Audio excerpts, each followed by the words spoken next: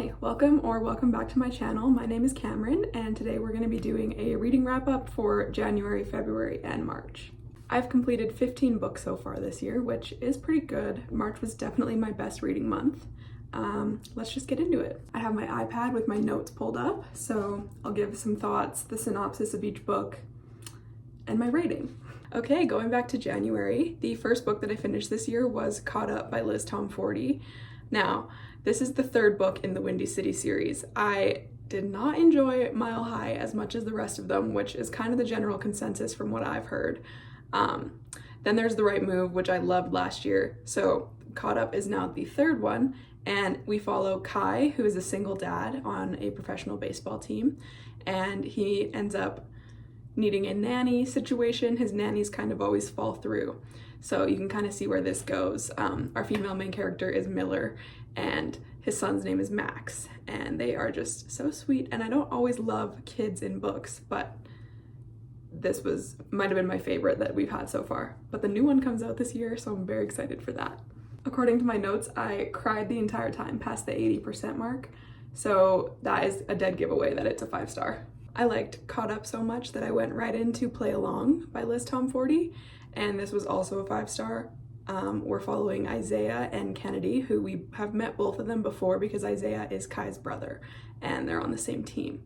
So, we already know these characters fairly well by the time this book comes around, but it's well worth the wait. My ranking for the series so far would definitely be Caught Up, Play Along, The Right Move, and then Mile High. I can't remember what I rated The Right Move, but all three of those are pretty equal. I read both of those on my Kindle, so the next book is my first audiobook of the year, and that was Harry Potter and the Goblet of Fire by J.K. Rowling. I have never read the Harry Potter series, so I'm slowly but surely, I was gonna read them on Kindle because they're on Kindle Unlimited, but I've been getting the audiobooks whenever they're available on my Libby app, and that is so much fun because I feel like I can just picture the movies exactly in my head. I gave Goblet of Fire a 4.5. I feel like the Goblet of Fire doesn't need much explaining. Either everybody already knows what it's about or you need to get to the fourth book, so.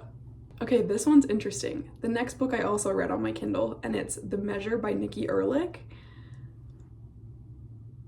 I wanted to pop in really quick because I didn't give a synopsis of The Measure, and I think that's super important to include because that's what made me interested to pick it up.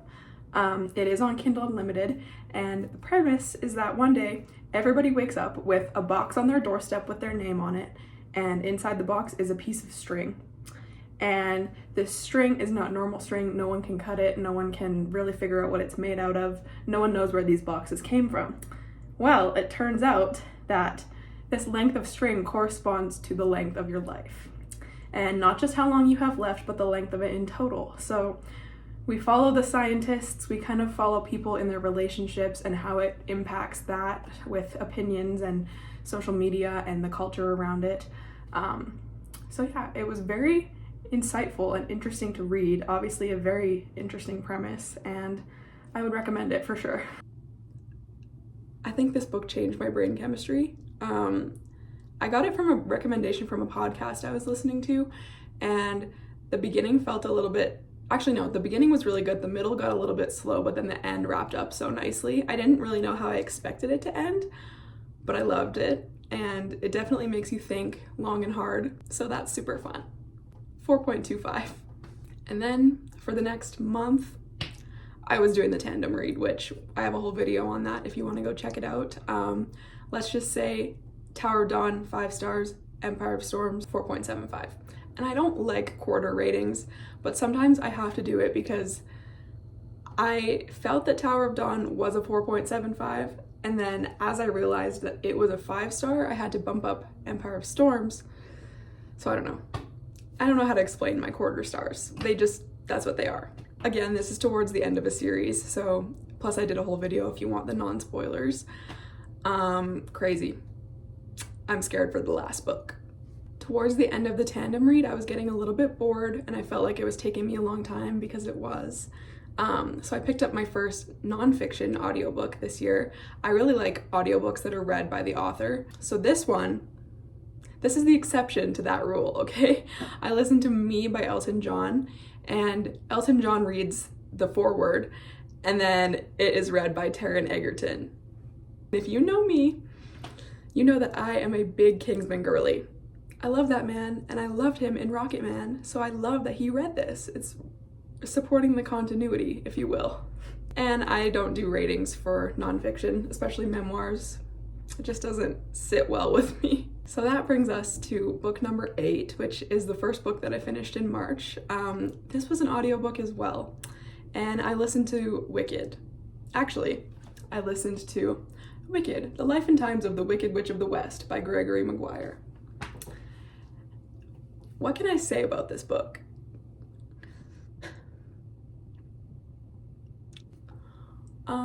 If you don't know, Wicked, the new movie, is based off of Wicked, the musical, but Wicked, the musical, is based off of this novel. And I recently found out that it's actually a series, and Gregory Maguire put out a new one this month. So I won't be reading the rest of them. Let's just say I'm scared because my Libby audiobook has the Ariana Grande and Cynthia Erivo movie cover on it. And if a child comes across that on Libby, I'm scared for them. Basically, Wicked the novel is following Elphaba, the Wicked Witch of the West, from birth, actually from before birth, not actually too much of her childhood, which I guess is why Gregory Maguire put out this new Elfie, the childhood years. But we got enough of her childhood. I don't want to see any more. It was disturbing, I guess that's the only way I can explain it, if not a little bit entertaining. Like, it was my favorite thing to go out and say to my roommates every day, guess what happened this time? Because it was just, it's bonkers. So if you're into that, if you want to figure it out, go for it. I gave Wicked a generous 2 stars. Okay, this one's fun. I picked up Hello Stranger by Catherine Center on audiobook as well, and I listened to it in one day. So there's a hint on how much I liked it. So in this one, we're following Sadie, who is a portrait artist, and she has a big competition coming up that means a lot to her, for reasons that you get into as you get further into the book. And suddenly she has this accident and she has face blindness, which is a terrifying thought in the first place. So while she's kind of coping with that, she ends up meeting 2 different guys, and the whole time you're kind of thinking, like, who's she gonna choose? What do these guys actually look like? It's a little cheesy, so you kind of know what's coming, but I had so much fun. This was a 4.25, and that's because, again, I had to change my rating in reference to a book that's coming in a couple books. Next up, I needed another fun audiobook to get me through the mornings when I get ready. And on Skip the Line, I had The Lion, the Witch, and the Wardrobe by C.S. Lewis. I don't actually know how many books are in the Narnia series. This is the first one. I think they're middle grade. Basically, we're following 4 siblings who had to move away from their parents' house, and they moved in with an estranged uncle or friend of their parents or something like that. And they're playing hide and seek, and the youngest, Lucy, comes across a wardrobe, and she goes to hide in it and ends up in another world called Narnia, if you don't know.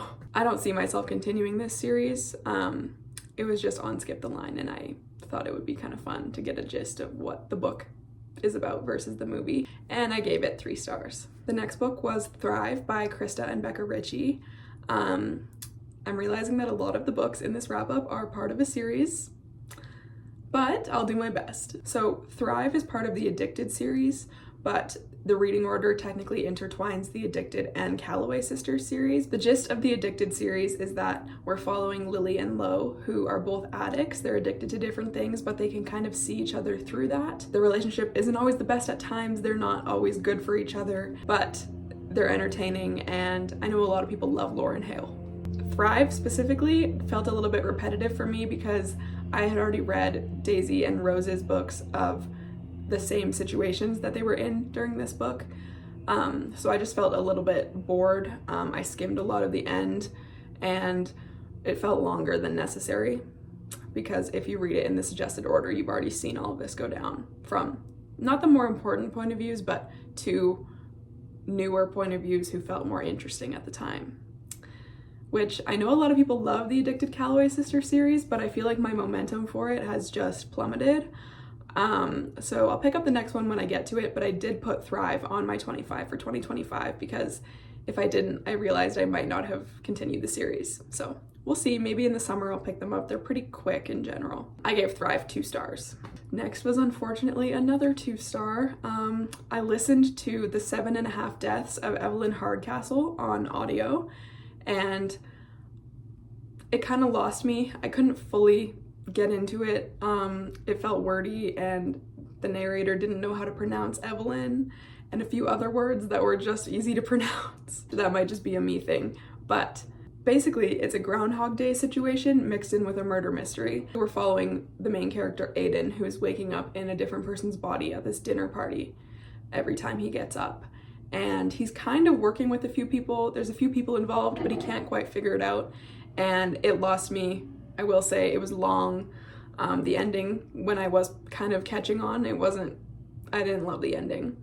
Also, I think that the UK version was just called The 7 Deaths of Evelyn Hardcastle, which is way too similar to The 7 Husbands of Evelyn Hugo. So they made it 7.5 in North America, which I guess that fixed it. The other funny part though is that a lot of the names are either directly the same or very heavily inspired by Harry Potter terminology.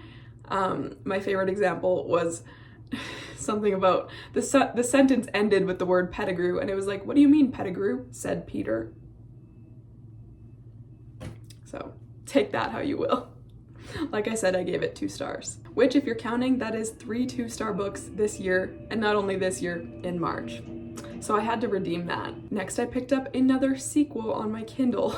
I read Somewhere Beyond the Sea by T.J. Klune, which is the sequel to The House in the Cerulean Sea, which I know got pretty popular. I read it in the summer. In the first book, we're following Linus, who is basically in Child Protective Services, except this is like a magical world. So he's actually working at the department in charge of magical youth. And he has to go visit this orphanage on an island just to make sure that everything is up to code because they have some interesting children there with special powers. And it kind of goes from there. It's a very cozy fantasy. I actually thought that the sequel was a prequel until the moment that I started reading it, which I'm very excited that it was a sequel instead because I really love these characters and continuing the story of where we left off in the first book. Super cute, super easy to binge. I enjoyed it. This one was a 4-star. Then I picked up another Kindle book. I read The Bodyguard by Catherine Center.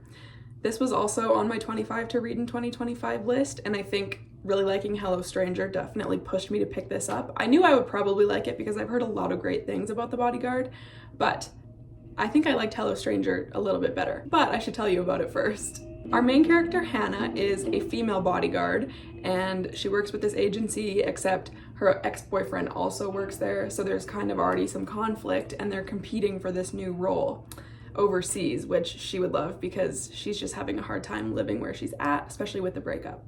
They get this new, I guess, job, and it's a little bit different than usual. It's very sudden notice, and she ends up working for a very high-level celebrity. He's in movies, he's very popular, all the girls love him. So you're basically following how that all goes down. The third act conflict definitely got me. I was mad. And then it got weird, but it was still really good. I did like Hello Stranger a little bit better, but I gave The Bodyguard 4 stars. The last book that I finished in March, I picked up because I wanted something pretty quick. I was highly anticipating the release of The Conditions of Will by Jessa Hastings.